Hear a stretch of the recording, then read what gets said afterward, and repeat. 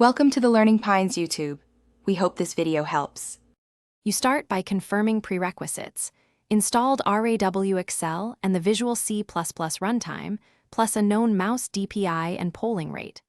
Once done, run the program as administrator to allow driver-level changes. Make sure to close competing utilities so settings don't conflict. Next, create a quick backup of any existing RAW Accel config so you can revert. Now open the UI and go straight to the profile list to begin creating a new profile for your device. Once your profile exists, focus on core parameters. Set the sensor input to match your mouse's DPI and polling rate, and disable extra smoothing if you want raw fidelity. Then edit the acceleration curve, use slope and exponent to shape responsiveness, and add a small dead zone if you notice drift.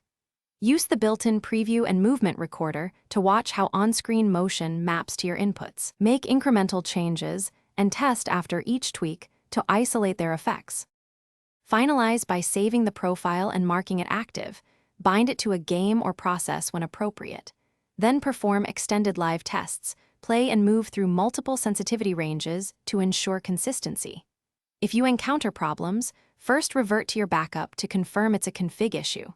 Make sure the mouse drivers and Windows settings aren't overriding RAW Accel and rerun the app as administrator. If instability persists, collect logs from the app and repeat minimal changes to identify the culprit. Thanks for watching. Consider subscribing if we helped you.